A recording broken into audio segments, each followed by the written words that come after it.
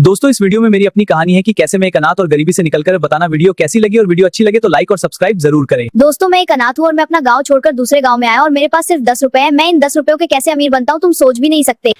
एक गांव में एक लड़का रहता था राजवीर। राजवीर के माँ बाप गुजर गए थे। वो उस गांव को छोड़कर एक दूसरे गांव आया और उस गांव की सब्जी मंडी में आया। सब्जी मंडी को देखकर हाँ, मैं चाहता हूँ यहीं पे रह के कुछ व्यापार करूँ, पर मैं क्या काम करूँ जो आसान भी हो और पैसा भी कम लगे।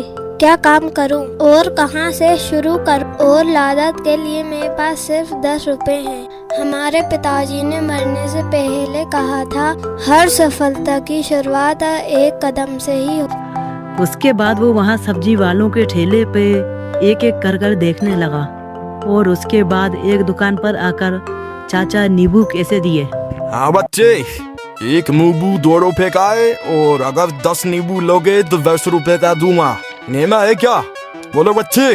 राजवीर थोड़ा सोचा फिर बोला, ठीक है, 10 नींबू दे दो।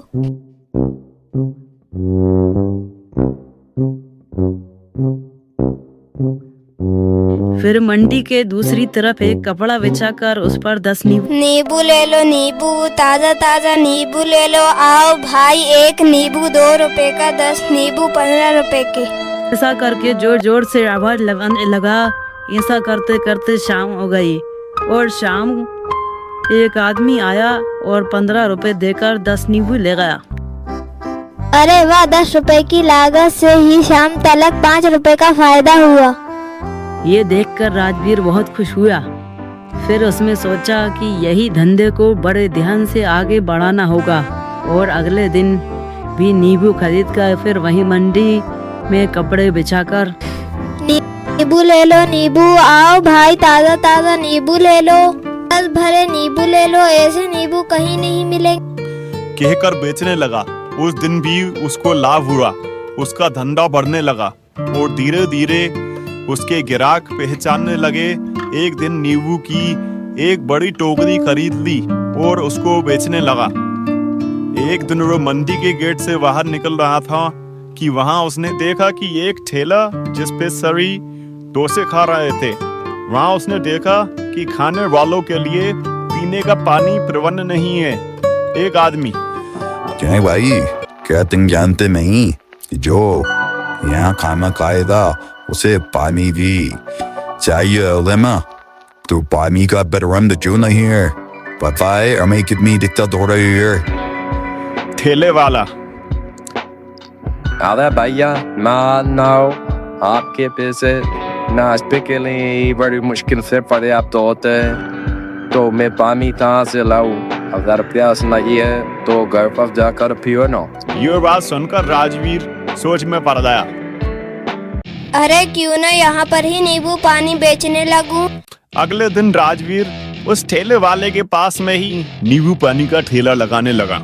अरे भाई आओ आओ, ताजा ताजा नींबू पानी पियो, ठंडा ठंडा ठंडा नींबू पानी। आओ भाई आओ, एक गिलास 5 रुपए का। सभी डोसा खाने के बाद राजवीर के ठेले पर जाकर नींबू पानी पीने लगे। ऐसा करते करते उसके पास कई लोग आने लगे।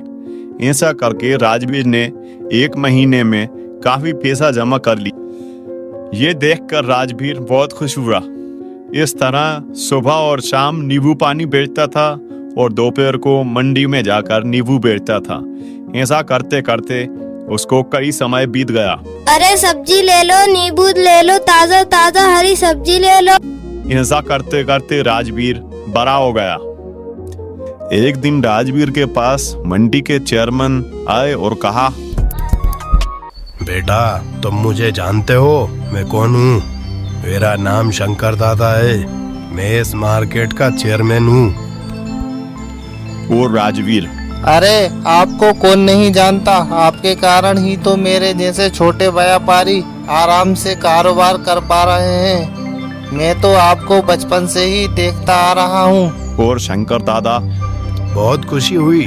मैं भी तुम्हारी तरक्की कई सालों से देखता आ रहा हूँ। तुम जब यहाँ आए थे तो एक अनाथ थे।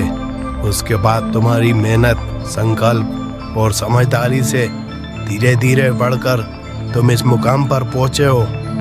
मैं ऐसे लगन से काम करने वाले की इज्जत करता हूँ। अगर तुम्हें एतराज ना हो तो मेरी बेटी से शादी करोगे? मैं समझता हूँ कि मेरी बेटी के लिए तुमसे अच्छा पति नहीं मिलेगा।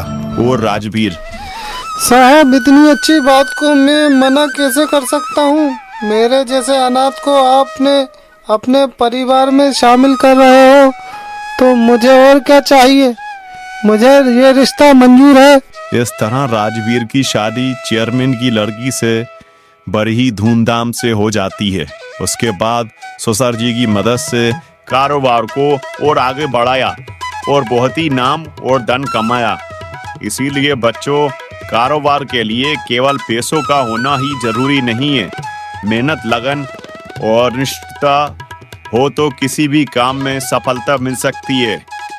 यही इसी कहानी का